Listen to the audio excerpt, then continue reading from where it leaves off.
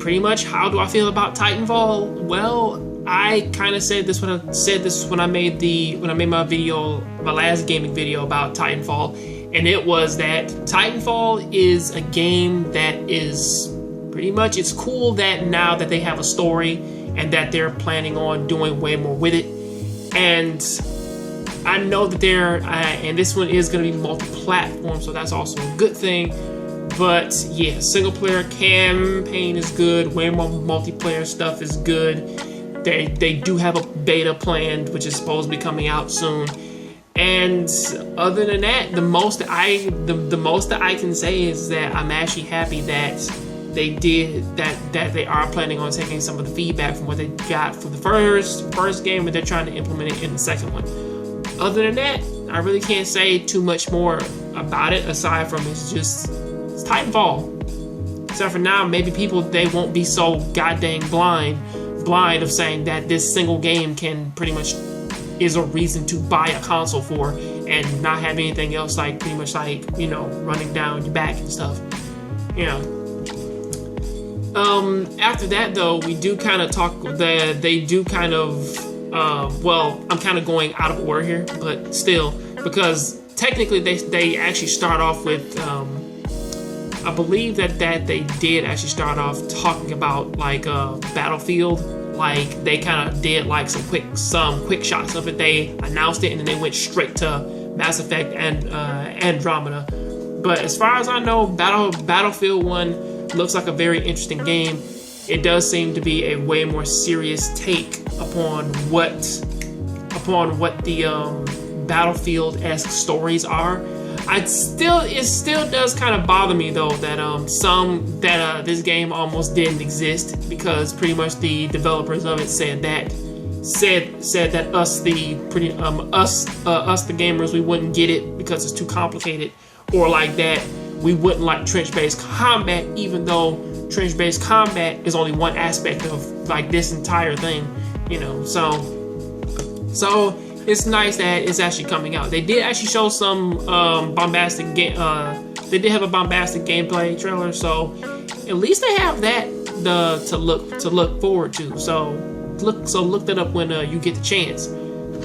Scooting on right on past that, we kind of jump into Mass Effect Andromeda, and I'm gonna be honest. I think that this is supposed to be like the very first standalone story that doesn't have Shepard in it, but still, even with that though, our main character's name is actually Ryder in this case, or at least like they were known as Ryder as given by their dog tags. Our main character's name is Sally Ride, the first American woman in space, and of course it's supposed to, I believe that she's supposed to be the original. This will fit in with naming the original trilogy protagonist, who was named Shepard, the first American man in space, you know, Alan Shepard.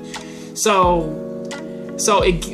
from what they're trying to say now is that this next one could probably still follow the same thing that is going on with the first Mass Effect, or at the very least, like some of the, or really from based upon how it sounds mostly like it's supposed to have something to do with the ship, but give or take with how the story goes, it probably could be something that has to do with a brand new, well, of course it has to deal with a brand new alien race, but maybe not something. I believe that they were called the Reapers. I'm not necessarily sure if it's gonna be with what they were, but it may be something different. But until then though, that is pretty much like the whole crux behind Mass Effect Andromeda. It's looking nice, it's looking wonderful, and I really do want to see more of that. In terms of Star Wars Battlefront though, yeah, EA is really trying to do whatever they can to kind of keep that game afloat and try and give that way more life, you know, because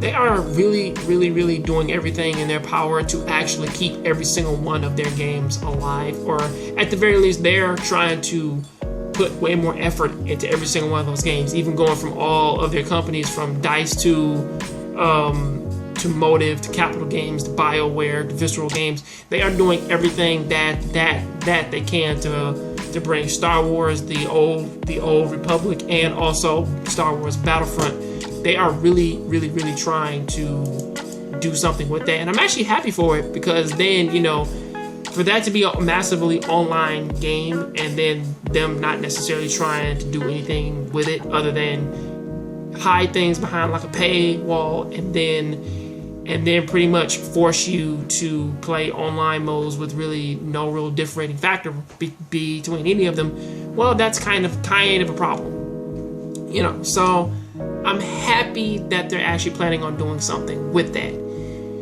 Right after that, though, they did kind of do something with Madden and FIFA. Well, Madden, they kind of only show a small trailer for it, and they did actually introduce like that, yeah, we are planning something brand new with Madden. We want to do something brand new with it, and we want to keep it going.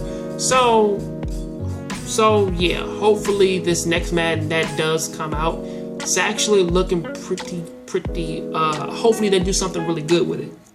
Because in the mainstream, I kind of really haven't been seeing too many people talk about Madden like all that much. FIFA a little bit more though, because they did now they had like a special guest come in for FIFA, and of course FIFA was looking really nice. Now, FIFA seems to be taking a lot of inspiration from the NBA 2K games, because this one's called FIFA 17, The Journey.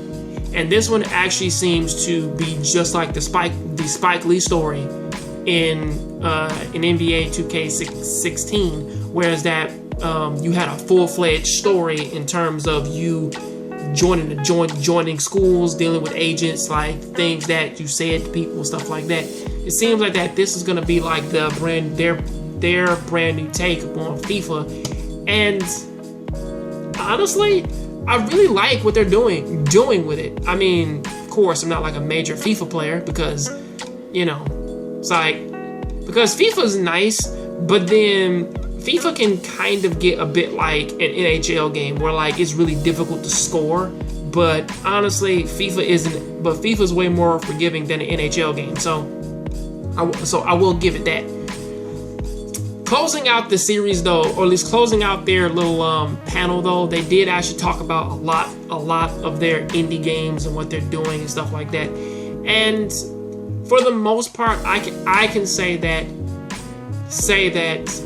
EA just gave us a ton of news about, listen, we're pretty much bringing out three new games and 2 brand new iterations of some sports games, and then everything else is just some updates. And I really have no problem with that, but still, that's pretty much the crux of what they kind of have there. So till then though, that is what I gotta say about that.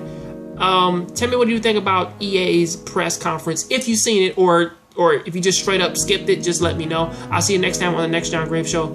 To me personally, it wasn't all that great, but I'll see you next time. I'm out.